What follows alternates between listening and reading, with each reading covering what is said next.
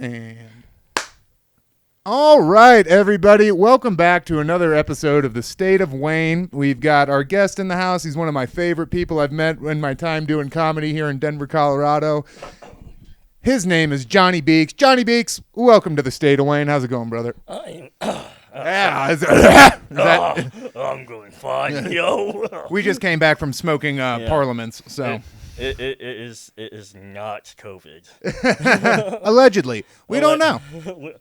I think I should be fine. I tested negative like a couple weeks ago. Oh, so you have been through the testing process? Yeah. So far, I had to test myself twice too. Interesting. Like, were you having like symptoms or what? No. There was one incident in which my roommate and his girlfriend, they thought they were having symptoms, and they went and got tested. And it's like, hey, you should go and get tested too. I was like, okay. Right. And they both came back negative. I came back negative. Okay. And then there was another incident in which like there was. Did they start feeling better? Yeah. I think it was just one because like it was like back in like September when all the wildfires were going on. Okay.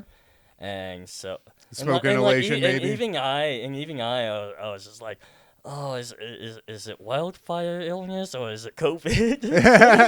I'm not sure. I'm not sure. That shit got real bad in Portland. Like some of my podcasters I like out there, like we're literally like, we cannot go outside. Like this is very bad. Oh yeah, like and you know, like when I used to live in China, like the pollution was really bad. That's what I hear. And EPA's a little lax. Chinese just EPA. A little bit. Just a little incy tiny just bit. Just a little bit. You know, throwing some child labor in there. Child labor produces less carbon emission. Did you know that? Yeah, because they don't have to breathe as much in the factories. Yeah, exactly. Their lung capacity is at a much lower rate. Yeah. You know? Yeah. Those little fingers, they're just so good for the machinery. They can get those microprocessors together. Did you meet people who were experiencing that life of, like, Chinese factory work? I did not, but I wouldn't. Like, the way I was living, like, it didn't seem like it was a lot of that kind of, like, work. It seemed more, I guess, what we would call middle class. Really? So you were like more like a middle class part of town, I guess? Yeah, it was more kind of a middle class kind of city. Interesting. But I mean, there were some factories, but like, I mean, because they kind of have it cordoned off into certain cities, right? Like I can't remember the name of it, but there's like one city that is like, you know, the Foxconn city, where it's like just massive expanses of factory facilities and things like that. But then, like, you know, from what I've heard, like New York is what, like 10 million people? Let's just say 10 million people. Yeah. Like China has like 20 of those, right? Like 20 mega cities, right? Yeah. That's hard for me to wrap my head around. I think it's hard for the average American to wrap their head around around how big China is and like how many people live there. Yeah, you know, so like I mean, I'm trying to remember like kind of the lay of the land, and like I mean a lot. It's close to North Korea, so it's mountainous, I'm guessing. Yeah. What was the name of the city? Liaoyang. Look it up for us, all 15 of you viewers. Yeah. It's a sister city of Shenyang, which was the larger city. Mm-hmm. I think that city probably had a little more factory workers. Did you ever get to see? Probably not, but have you heard of ghost cities in China? I've heard of them, but I never actually saw any of them. I took a train to like Beijing once. And, interesting. Like I'm pretty sure we probably passed a few without me really kind of knowing what they were. Right. How long was that train ride? It was, I want to say like 5 hours. Okay, so you're pretty close to Beijing. Yeah. But was it one of those super speed? Relatively. So. Like a bullet train thing. Yeah. Oh, I mean, it was a relatively fast train compared to what we have here. It wasn't like a steam engine locomotive. No. I mean, if there's one thing that Asians do well at is making trains. That's an interesting because they're like planes. Get out of here. Yeah. Well, public transportation is. I I mean, well, buses. China buses aren't that reliable, but I mean, for the most part, like the they're totally accepting of trains as a mode of Right. I just every time transportation I pass because it's so big. right Like, every and not everybody's gonna own a car. I guess they mostly use it for obviously interstate travel, but I feel like they probably got a lot less like domestic flights. You know how in the U.S. it's there's barely any trains yeah. connecting the major cities. Yeah, I mean, they do have domestic flights, but it's They just have like, airplanes in yeah, China. You heard it here, folks. the Chinese do have airplanes, but it's mainly towards like a lot of those airports. They're gonna be on the eastern side of China, Yeah, like so they can get their people here well, and thwart American success. That's a joke. yeah. But what's interesting about those ghost cities, a lot of people don't realize this, like they know they exist, but China calculates their GDP, the construction aspect of their GDP, and real estate built, not real estate sold. Yeah. So, like, if they need to make the numbers look good, they just go build a fucking city and call it real estate, Oh yeah, no, like the city where I was living at, like they were always working on a skyscraper. Right. So there's just constant construction going on. Yeah. So. Yeah. They might not be able to sell all the office space in it, but Yeah. it's going to look pretty. Yeah, like the city I was living in, it was maybe 700,000 people. So it was a smaller city. Yeah, it was a smaller city, but like it was still like a city. Right. Was it comparable to Denver? Walking wise, like in downtown Metro Denver. Yeah, like wise, the Denver proper, I guess. Like Yeah, the downtown. yeah. But like less expansive. Like, Yeah, it was definitely less expansive because once you like kind of like hit the city limits, it was like nothing. Oh, really? It just goes from like city to nothing. There's no like suburban sprawl. They haven't got to that point. It goes city, and then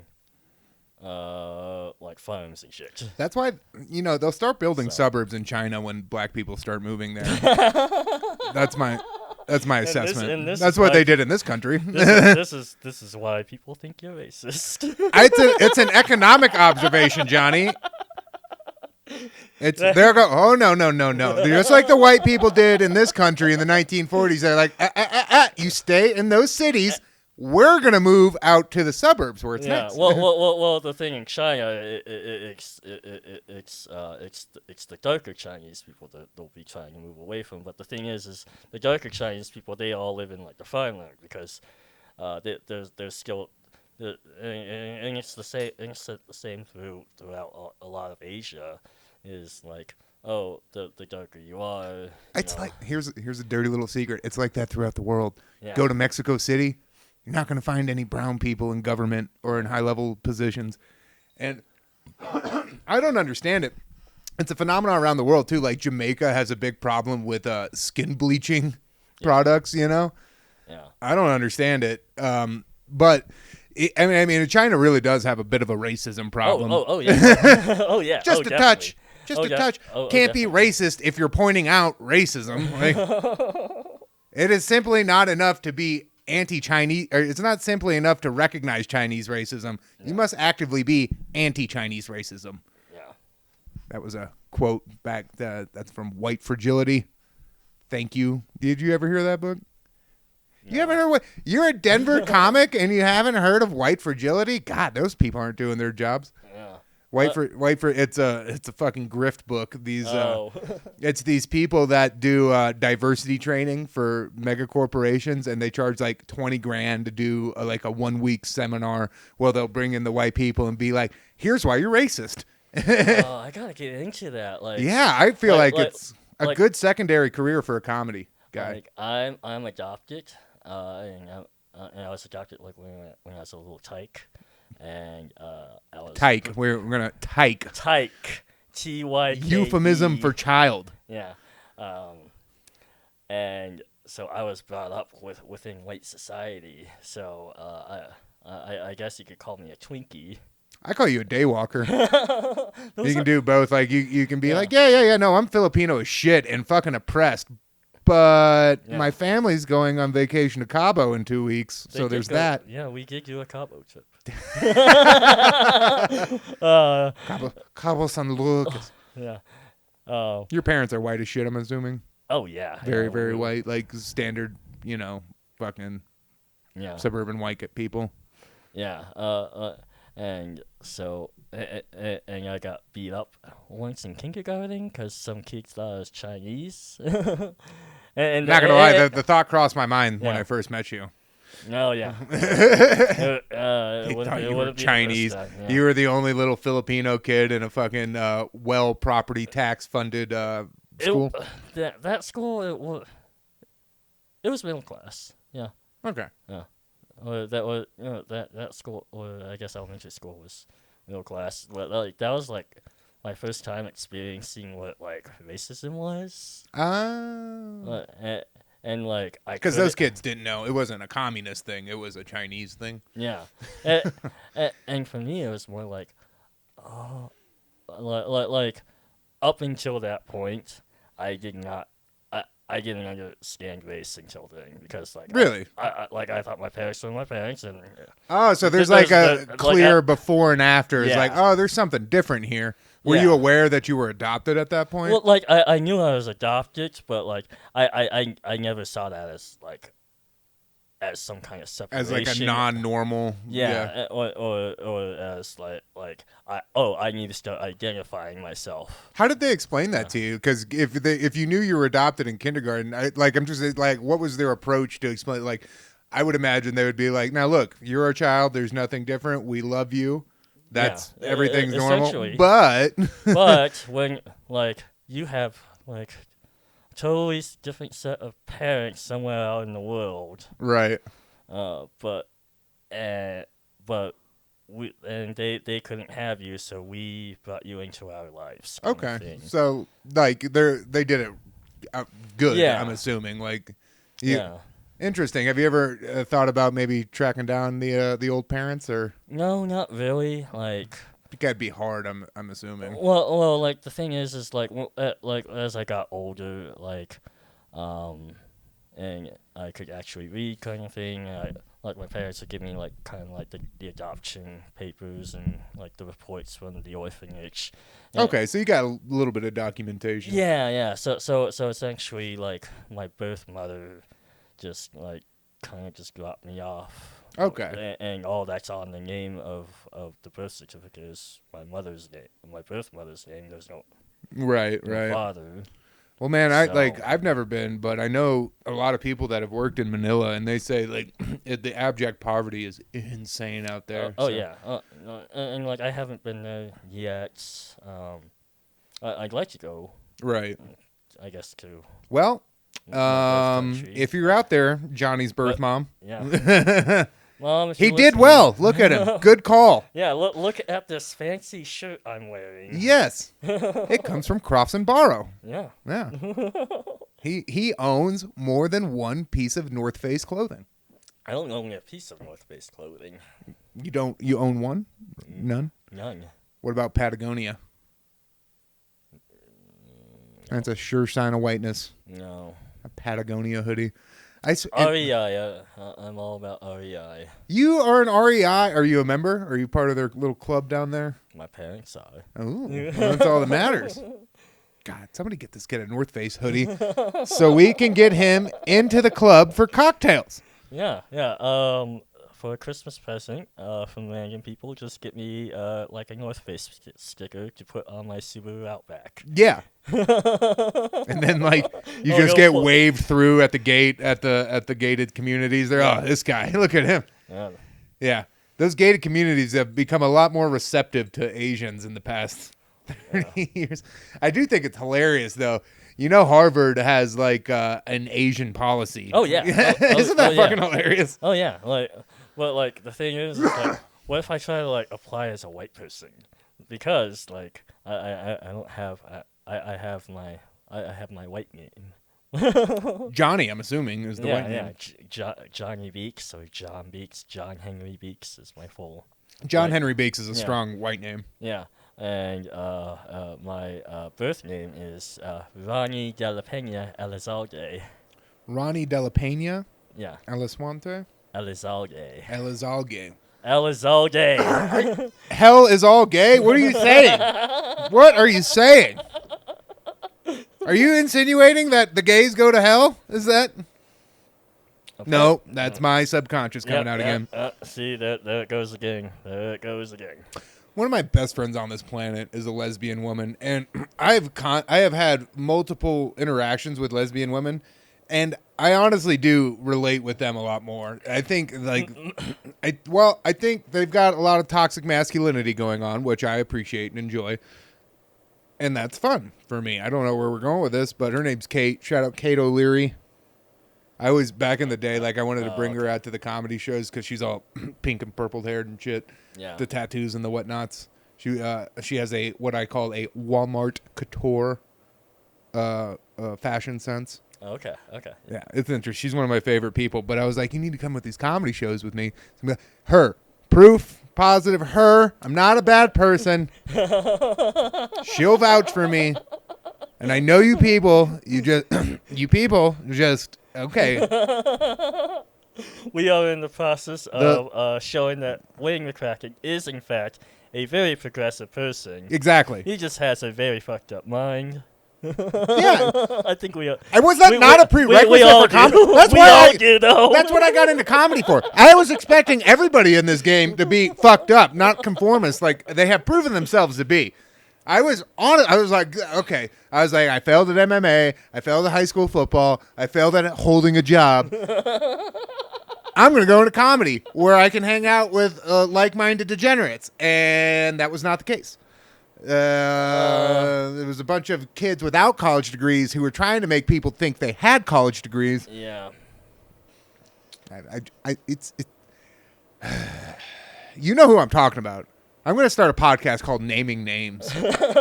I do not want any part of that. I know you don't. Unfortunately, this is happening right now. So you're going to have to ride the coattails of my future decisions. And I just lean into the alt-right. Because we all have to have a market. We all have to have a market. And there's 100 million fucking woke comics out there. So maybe it's you people that are forcing me into it. I didn't want to be the alt-right comic. It just happened. This is like that episode of Community with Gupta. You watch. I'm aware of Community, Community. I despise that show with every fiber in my being, but I'm aware. Oh, okay, well. Are you a Community fan? Yeah, I'm a big Community fan. There's a lot of really smart people who have really great senses of humor that like that show, so I've come to accept that you can't hate people that enjoy it. Yeah. But I can hate that show. Okay, well, there's this one episode in which the school booked a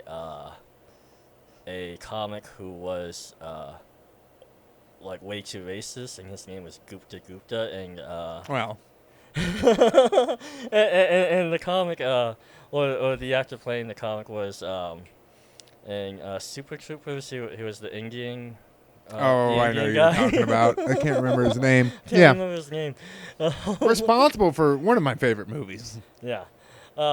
So like I guess like the shock there is just like, oh, it's this brown guy saying like stupid racist jokes. It's a juxtaposition. It's a well-founded comedy tactic. Yeah.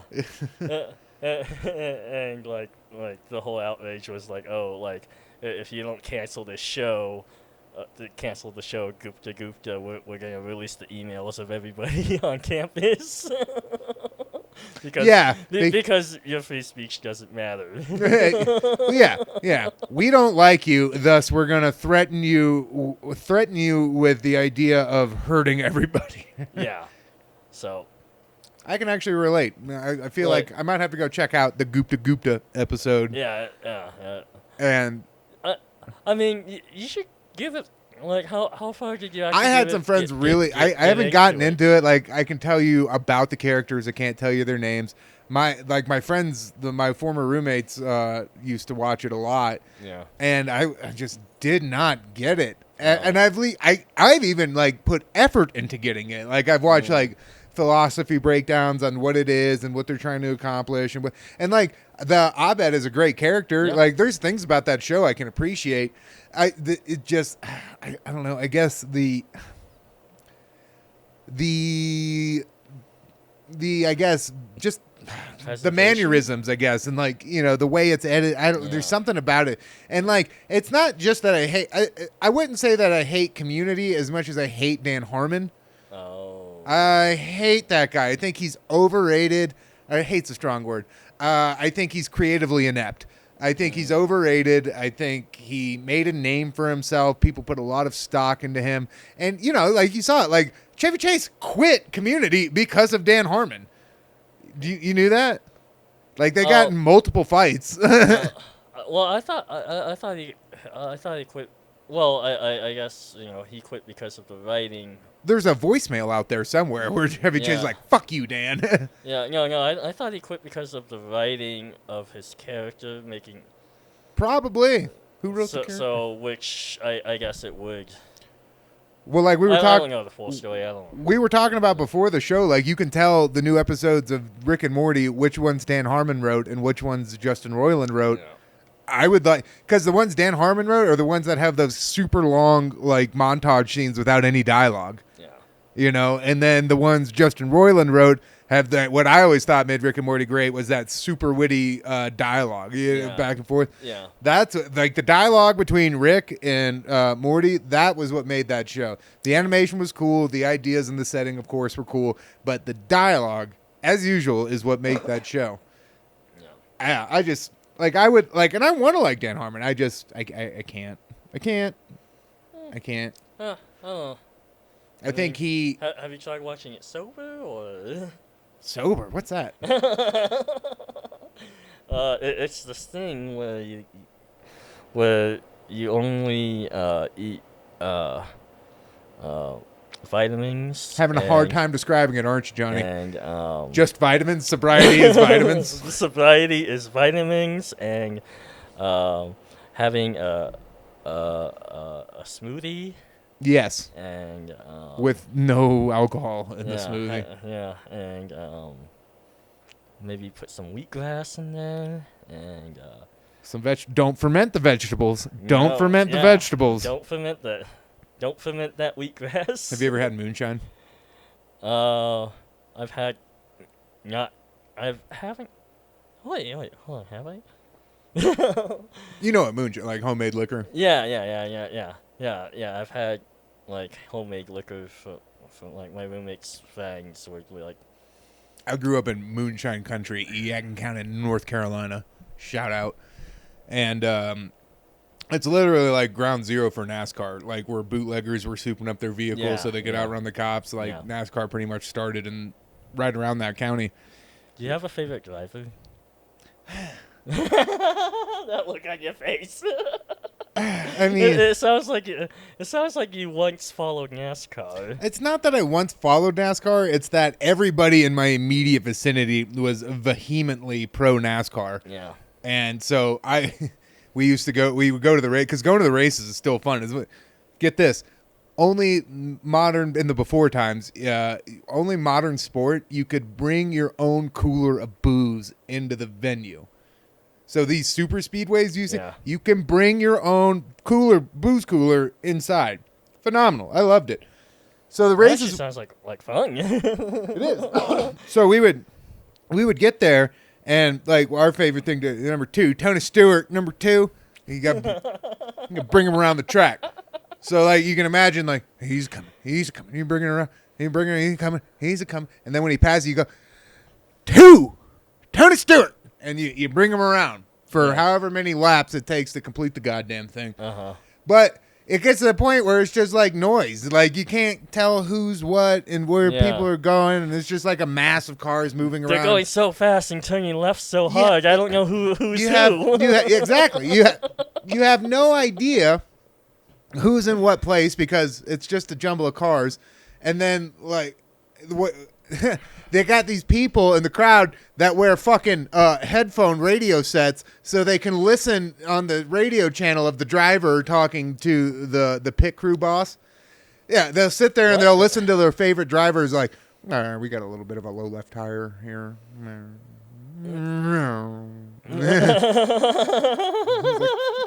We're getting a little low on gas. Well, I feel some shaking coming from the wheel. Yeah. Coming from the Yeah, they'll be like, literally like. And that driver's just like cool as a cucumber, which while going like 200 miles an hour. It is impressive what those drivers. They are. I do consider them to be athletes. I do that. Oh yeah, like the mental coolness.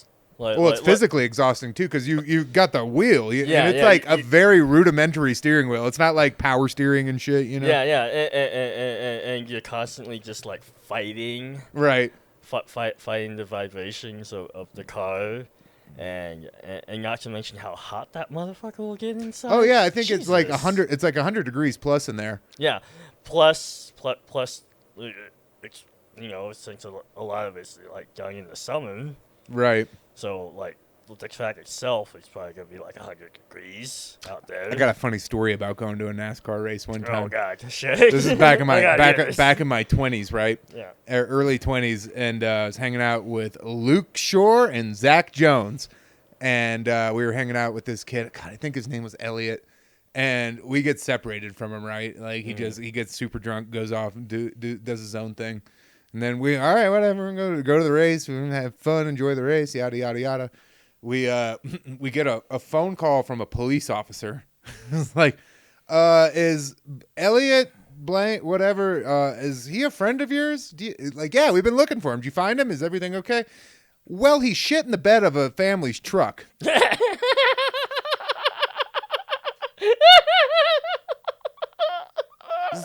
Yeah. And he's like, we're about to arrest him, but he's a white kid. We're about to arrest him, but if you want to come get him, you're more than welcome to. So, like, literally, like, this family, like a mom, a dad, and like 2 kids. Oh, we're back from the race. Oh, so much fun. Thank you, Dad. Get to the truck. Oh, look, it's a passed out human being who's defecated not only the truck, but himself as well. Oh, my God. Yeah, bro. So we had to give old McShitty Pants a ride home. It was bad, but like it is one of my favorite stories to tell. Those are the shenanigans that happen at NASCAR races. They're huge events too. Like it's the largest capacity professional sporting event.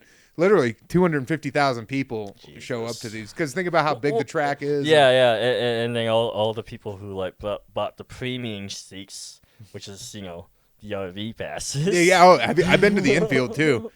We used to go to the infield during. You could sneak in there. I did it one time. You sneak in there, and they've got the RVs in the middle, and they've all got their little party areas set up and stuff. Yeah. So my job was to go around and steal booze, and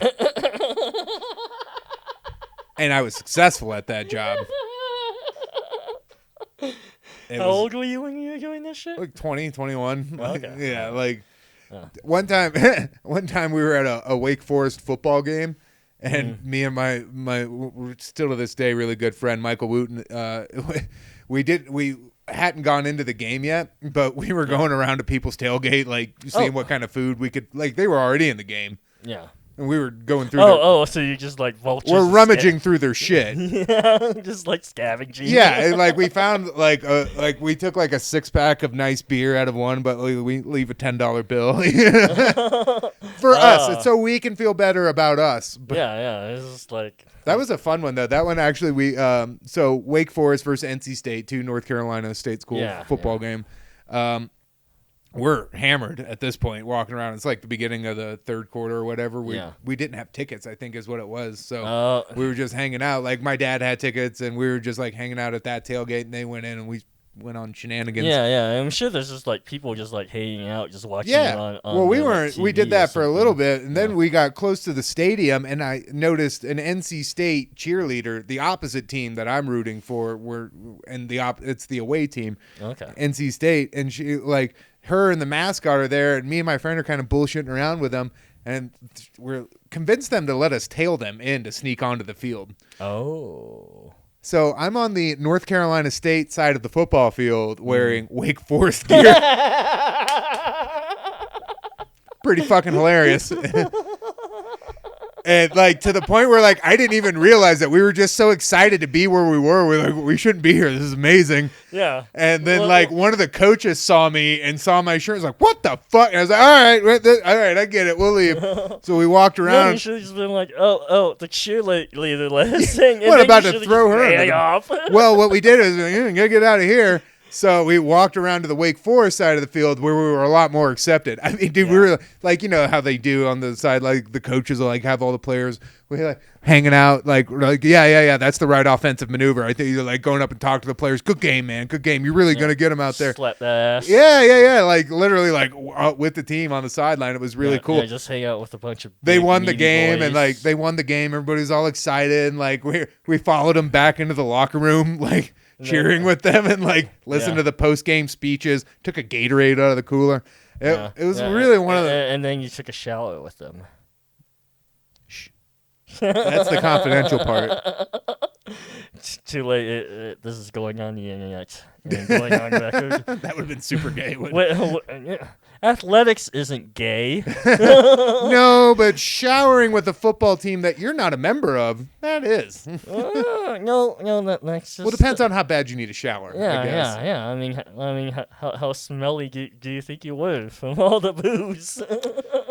Definitely had the smell of booze on me. There's very few times I don't. But why know what you should have done to NC State? You should have snuck in like shooters and stuff to all the players.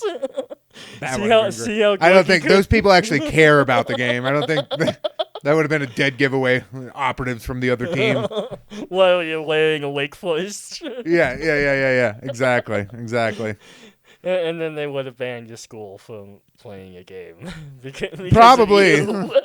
Just out there, down on the sidelines with steroids, like running around, like trying to. You want some juice? And it just ends up just being like a high dosage of morphine. Exactly. They just fall asleep on it. That's interesting. Why is the quarterback nodding out? You develop an opiate dependency all of a sudden? And killed by a 240-pound man. It's okay though. His body was nice and relaxed. He absorbed the hit. The fucking singer just like falls asleep on the ball. Yeah, exactly. Fuck those people. They didn't give me a scholarship to play football at their school. They can suck a dick. Yeah. Talking earlier, I was too slow. You hear that, NC State? Wake Forest. Fuck Wake Forest. And NC State for that matter. You hear that, NC State and Wake Forest? You missed out on the future Christian McCaffrey. He could have been a running back. Look at me. He look how athletic fast. I am. Yeah. I ran the But he does look athletic. I do this a lot and I get in trouble for it. People make fun of me. But after the show, I'll show you a picture of truly in shape Wayne. No, I've You've seen it? Yeah, everybody's seen it. But I'll show you again. Doesn't matter. I gab fuck you, man. What? I gab fuck you, man. I want to get back there though, because I do feel like I'm gonna need to ride my exceptional good looks to success in comedy. Not because I'm not talented at comedy, just because it's the only thing that's gonna bypass wokeism. Is how amazing I look. I don't know. And if it doesn't work out, fuck it. I'll be a public speaking guy. I'll do motivational speeches. Well, I mean, like the way I say it is like, think about Dane Cook. Dane Cook had some funny bits. Yeah. The pickle and the thought. You remember that one? Yeah. Back when he did a Comedy Central special in a tank top. Yeah. You remember that one? That was bold cotton. Yeah. And then he went on. His brother stole like all of his money, and he started making films like, just awful films. What was the one with Jessica Alba that you just watched to see Jessica Alba? Remember how hot that chick was? Do you remember Jessica Alba? I do. Was that the one? Oh, The Curse. It's like every woman he bangs gets married. No. I was thinking of the one where he worked at like the Walmart or at the Costco Employee of the Month. Yeah, but I think that I was gonna say checkout. I think that was I think that was Jessica Simpson. No, there's a movie with Jessica Simpson, but I'm thinking of Jessica Alba. She works with penguins. Oh yeah. I don't know. We're putting too much effort into recalling Dane Cook film titles. Yeah. What? How Dane Cook makes movie. That was the name of it. Yeah. But he was trying to do a little bit of a resurgence thing pre-COVID. Like, yeah. No, I remember that. Like, he was doing the podcast rounds. Like, he went on like Your Mom's House and shit, and like some other bigger podcast. But it was just, I'm never gonna knock a comic for being successful, because one of the things Dane Cook really did originate was social media for comics. Like, that was how he got famous, was on MySpace. Like, he talks about it in one of those podcasts. Yeah, dude. Back in the day, yeah, Tom. Guess who's not having to do testimonials in front of Congress? Fucking Tom. Yeah. He skipped that boat. Yeah. He was just like, hey, on fucking MySpace, do you remember like having to do like the HTML? Yeah, you actually had to like be able to at least copy and paste HTML. Yeah. Like it's like, shit, man, I gotta make sure I have Tetris on my page. Yeah, exactly. I got in trouble in like the 6th grade, back when MySpace first came out, because I put a bunch of really offensive shit up there. Of course, the brown boy is laughing about offensive. I think the one I put up that got everybody upset was little Johnny smoked some crack and almost had a heart attack, and it was a picture of a black kid. Okay. This is before I had context for all of this shit. And then the next one was like, little Billy smoked some weed, a little Sleepy's all he needs, something like that. Oh, Jesus. Oh, no, little Johnny smoked some pot, a little Sleepy's all he got. And they were right above each other, and I didn't realize that was a bad thing. Yeah. But like the principal of my middle school like literally printed out the pages and brought me in and was like, what's going on here? What the fuck? Are you telling me they brought Are you telling me that crack, the government selling crack to black people? This is funny. I hadn't thought about this story in a long time. My parents were brought in for that meeting, and they were telling me and my parents, they were like, Wayne's actually really gifted. We all know he's intelligent. His grades, I'm paraphrasing, his grades are shit, but all the teachers know he's really smart. Yeah. And I responded, and they were like, you should think about getting in the gifted and talented program for kids. And my response, because the thing about the gifted and talented kids program was they got to go to Disney World. That was like the big thing. So like, I literally said this in front of the principal and my mother. I said, as far as I can tell, the main benefit of I'm paraphrasing, main benefit of being in the gifted and talented program is that you get to go to Disney World. Now, my aunt works for Disney World, where she gets our family free passes. And also, my mother works for Delta Airlines, so we can get there for free. So I just don't see a point. That was my legitimate response. Like, I logically explained why my networking was superior to being in the gifted and talented club. Yeah. I was like, shit, I don't want to wear glasses no more. It was bad. Yeah. Like, I think that is the mark of a good comic, is a smart kid who doesn't do well in school. Like, I'm sure... Maybe not you, but like... Is that because I'm Asian? It's in the genes. Well, like, I try to get into, like, all the AP classes, but I was too dumb. My high school did not offer any AP classes. My high school did not offer a single AP class. My high school didn't even offer calculus. The highest level of math in my high school was pre-calculus, and they... almost got rid of it because there were only 5 kids taking it with college in mind. That's how backwards. Like, I graduated with like 65 kids. Like, it was backwards rule shit. Shout out Yadkin County. Yeah. Jesus, like I thought a lot of people would, or there would have been at least pre-calc in a lot of high schools. That was just pre-calculus. Any modern high school in Denver, especially that period of time, even more so now. Like, they had calculus. Like I can remember my friends that did go to college, they came back and were like, dude, we got fucking robbed. Oh, Jesus. Like, they did not teach us anything. Like, all of them utilized Adderall in order to get through college. They were just like, they all talked about how difficult it was to get the prerequisites in their first year. Like having to take the remedial course. Yeah. Some of them, I'm not sure if any of my buddies had to take the remedial courses, but they were definitely aware that they were at a disadvantage because they had a poor high school structure. Jesus. But that football team kicked ass, son. Mm-hmm. Right? Mm-hmm. I would go to the Subway that was located 5 miles away from the school in between the cow fields and get a There's a Subway there? Subway sandwiches. Oh. Keep up, Johnny. Keep up. Wait, I get it.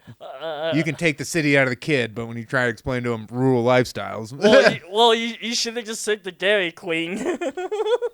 I should have. Wait, was there not a Dairy Queen meetup? We had an independent. We didn't have a branded Dairy Queen. Like our town was. We had an independent Dairy Queen that my good buddy Michael Wooten, the NC State football schemer with me. He worked there. We called him the Dairy Bitch. Which he was. He knows he was. Like, Michael, we're getting drunk in a field tonight. I gotta work at the Dairy Queen.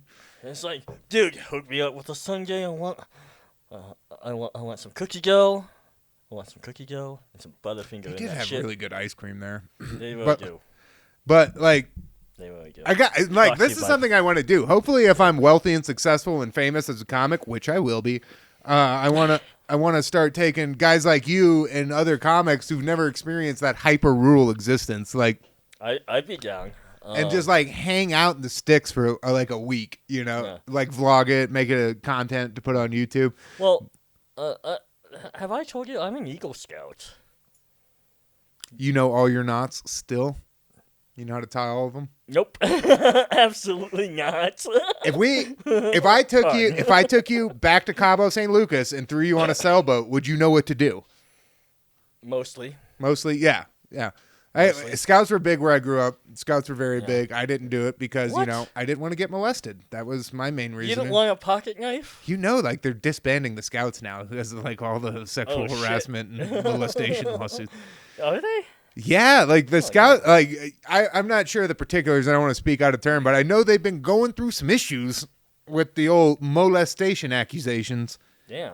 And like the Mormon Church has like one of the biggest stakes in. Yeah, it's a mess. But oh shit, I do like the Scout idea of master Scouts. was a big warning. See. I suppose I wasn't touched. Okay, we're gonna put you under hypnosis and do some memory regressions.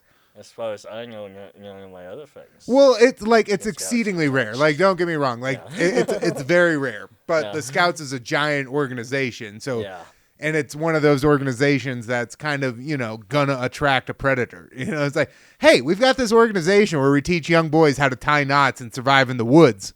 Yeah. Anybody want to take them on a camping trip?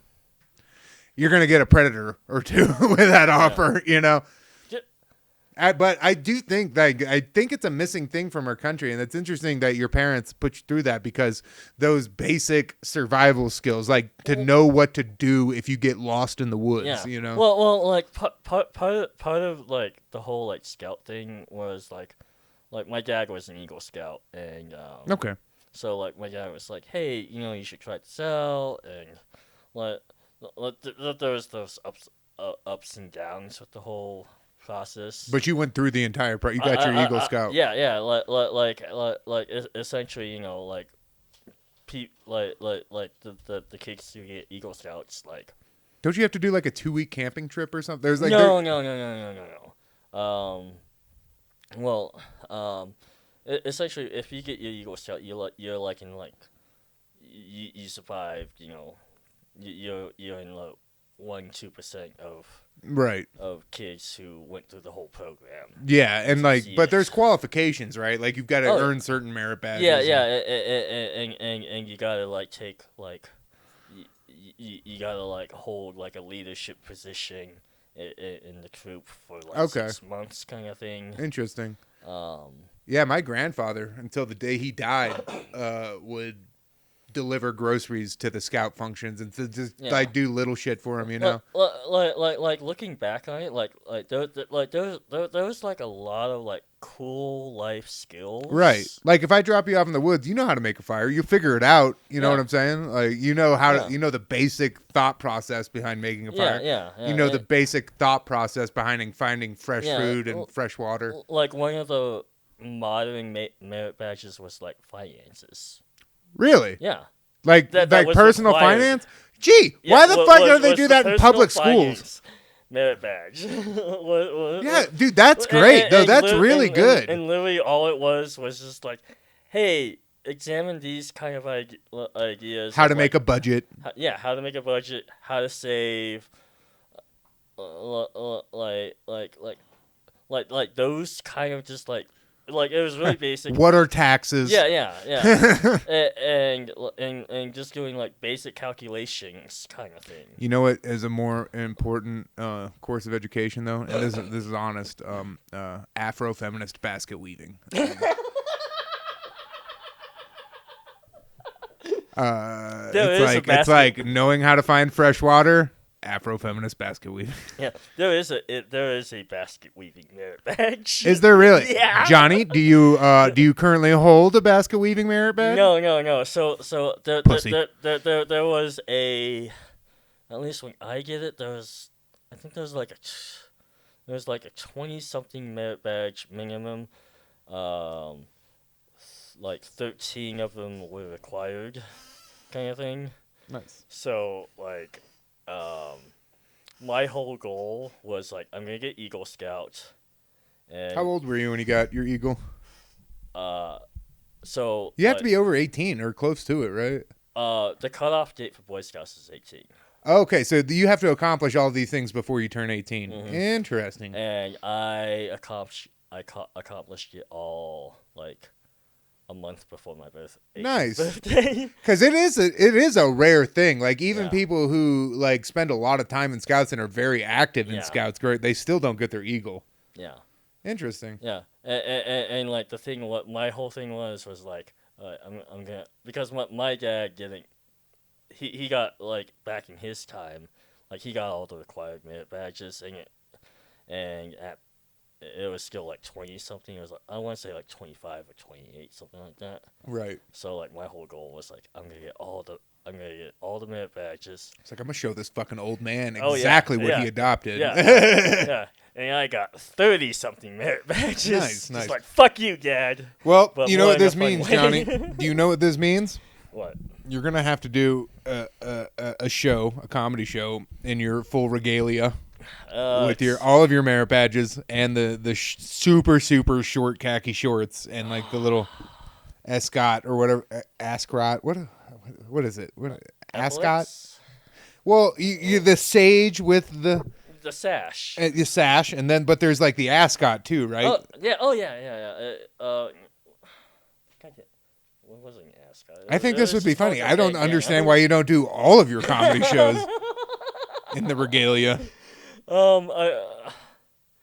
If the Boy Scouts get disbanded, I think they will. See, this is why I need a podcast producer. Anybody who wants to produce this podcast, because I need somebody at this moment looking up sexual abuse cases in the Boy Scouts, which is a completely totally normal Google search. That's not gonna add to a dossier on me that will be presented to a jury of my peers when they execute me when AOC becomes president. They won't execute you. I think they will. I feel like I'm a good example. Like if I get as successful as I want to get in comedy, it would be an honor to be executed by the government at a certain point, you know? Like well, actually that'd be hilarious. Yeah. Comedian gets executed by government. Yeah. I want to be that guy. I feel like it might be my life purpose. Like breaking news, anti-woke comedian / racist executed by government for speaking about things he found comical. He also ate a bat on stage for one of his bits. In an intentional effort to spread the vid. Maybe that's where COVID started. Maybe it all started with Ozzy back in the day when he ate that bat's head off. Yeah, and then Ozzy just went out, banged a bunch of people. Oh, look here, eat the head off of a bat. Oh, the global. And it just kind of Iron Man. Up until now. It was no one's fault except for Ozzy Osbourne. They say it came from a bat. So Have you seen yeah, these goddamn wet markets? You know about wet markets. You're Filipino. oh, I've seen those fucking wet markets in China. Oh, for real? Like you've actually been to them? Let's talk about that. How sanitary was it? Not very. No, it doesn't seem like they'd be very sanitary. Think about it this way, like. By the way, guys, real quick interruption. This show is not sponsored by Bullet Bourbon, but if would like to be, if possible. I love me some bullets. Yeah. We're drinking some Bullet Bourbon here tonight. It is a good mid-grade whiskey. It was on sale for $23. For your buck if you're a whiskey fan. Yeah, it really is. I enjoy it quite a bit. Drink Bullet Bourbon. Anyways, back to the wet markets. Oh yeah.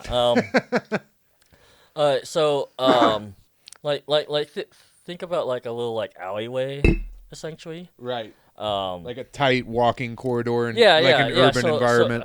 So there'd be like one little shop that would hold some fish, and they would chop off the heads and put it on display. So do they keep the fish live like in a tank and then wrestle it out? Interesting. It's like a Red Lobster, really. Sometimes. And then there'd be like another place where they just had like fruit and vegetables. Right next to each other. Yeah. And then there'd be like another place which was just like I guess what easily we could just call it the shish kebab place, in which all they would sell is just like deep fried shish kebabs. So they've got raw meat sales, raw vegetable sales, and cooked food sales all going on. And then across from like that place would be like the rice place, in which they specialize in just like serving up rice dishes. And then like walking further down, like there was just like the straight up like meats. So like essentially like kind of this all takes place within 150 square feet. Oh yeah. Oh, that was supposed to be a joke, Johnny. oh yeah. Like they'd be like these little pod areas, and like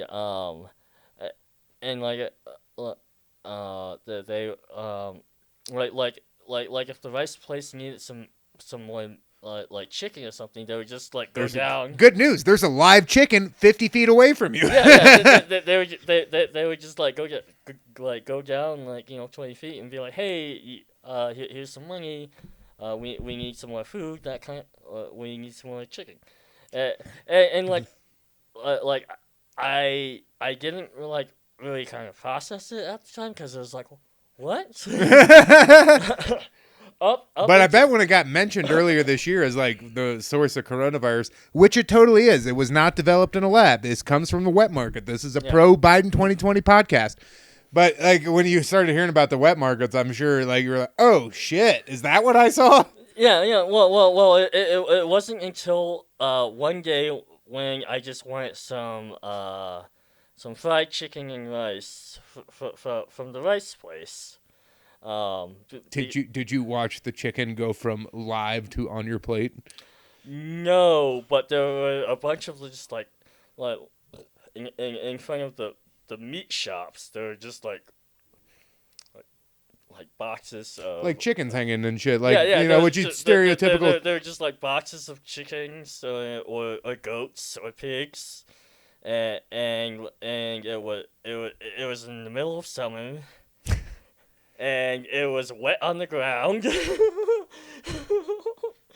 I would look down and it's like, the ground is wet and red. So it wasn't water. Yeah. So I just happened to walk down there during slaughter day. It's only one day of the week. That's interesting. But goddamn, that meat was fresh. That was going to be my next question. Was like, how good was the food? Like, was it good? Like, it was awesome. What is it? So like? Is it like truly authentic Chinese type stuff? Yeah. What kind of spice? Like, because basically Chinese food in America is sugar chicken. It is bastardized. I mean, like, the best way to describe it is, it's more like oily, slimy-ish. That's racist, but okay. I'll allow it. Yeah, like a delicacy is. Well, like you said earlier, fresh. Yeah, a delicacy is like chicken necks. Really? So you would just like take, just have like the vertebrate of a chicken neck, and you just like eat into it, and then Like a chicken wing almost? yeah, and then suck out the marrow. I'm not here to judge. I'm not here to judge. It's like eating butter. Like eating butter? Yeah. Oh, so it's like a really like rich, like fatty type of substance. It's rich and fatty. Interesting. So. Because this most recent job that I quit was in a metal warehouse that was totally legally employing a bunch of Vietnamese refugees, I'm sure. And legally. Paperwork. Yeah, exactly. It was like, that's interesting. You don't seem like definitely you don't. Not imported. I think these people were legitimately. Look, I'll explain it like this: they were legitimate refugees. Like I got to know one of them, and like he was like his family was a capitalist in Vietnam, and his family was political, and they had to leave the country, and his entire family. Okay. Yeah. That's as far as I know about that. But they would bring like homemade Vietnamese food to lunch every day, and I was just like, I never had it, but I always just wanted to be like, hey, can you tell whatever person at your house that is making that? I would like to try it, because it was just like the smells were foreign, and just like you see it, and it's like obviously it's like noodle soup type stuff, but then they got like the slices of meat, like that. I always wanted to be like, man, can I just try a little bit of that? Yeah, but they didn't speak English, so that was kind of outside of the possibility. One guy's name. His name was Richie, and you could tell like super thick broken English. Like I'm at, like came close, didn't get me. Hey, you're in the presence of an Asian user impression. Had to do it, Wayne. You'll have a good day today. Like that, shit like that. Yeah, but like that's perfectly fine. That's not racist at all. You're trying to. But like explain it. But like actually spending time with this person, like trying to talk to him, like you could tell he had like adopted American culture too. He had like tattoos and shit, like and he like had a kid and like obviously chain smoked. But no. Chain smoking is an Asian thing. It's all over that continent. Like even you got it. You were raised white and you caught it. Like upper middle class white parents hate cigarette smoking. Yeah. I don't want to blame my smoking based on my race, but I'll go ahead and do that for you. But definitely when I picked it up when I was 13, my brother was doing it. Oh, is he adopted as well? Yeah, and I was like, oh, and also like my brother was cool as shit, and was he adopted at a super young age too? Yeah, and somehow. Like he was a fucking chameleon through like high school and middle school, and somehow like I kind of adopted that same kind of thing. Like I'm gonna like present to my parents and the school people, the teachers and the admin that I am like a very intelligent, academically minded student. I'm smoking cigarettes and banging whores. Social chameleon. Social chameleon. Interesting. Do tell. Well, like essentially, like my brother is really good at just like hanging out and meeting people, and so like a social butterfly type. Yeah. Like so, like he was really good friends with John Elway's daughter, in like elementary school. So I remember like. God, you should have tried to get that. Yeah, I know, right? Well, like I remember like. So you guys, let's read between the lines on that previous statement just a wee bit. You guys went to school with John Elway's daughter? Yeah. That doesn't sound like a middle class school. It was middle upper middle. It was suburban Denver shit. Yeah. Like I understand. I'm just picking on you, but like, dude, like recently, I got to I was telling you, I do gutter work. I work in the gutter, you know. Yeah, you know. I was doing a gutter cleaning job, and I literally got fired after a week from this job. I was having some really bad depression and anger issues, and like it was so palpable for the guy that was training me that I was just pissed off and didn't want to be there. That they let me go. Like I got fired from a gutter cleaning job within a week. Yeah. Should let you know how insufferable I was. But we got to do one job, and you know Cherry Hills down here. Oh yeah. Yeah, you know, like the big gated communities. Yeah. I got to go into one of those neighborhoods. That's what, or at least. I think it was John Elway's neighborhood. I think it was. Yeah. Like I remember like when like before I even knew the concept of what football was, but I knew what John Elway was. Synonymous in this town. Yeah. The concept of football in John Elway. Like my parents were just like, hey, we're gonna go pick up your brother from John Elway's house because your brother is playing. Your brother's trying to get that. Well, he was like maybe 6 and I was like maybe 5 at the time. So it was like a true like children's play date. Yeah.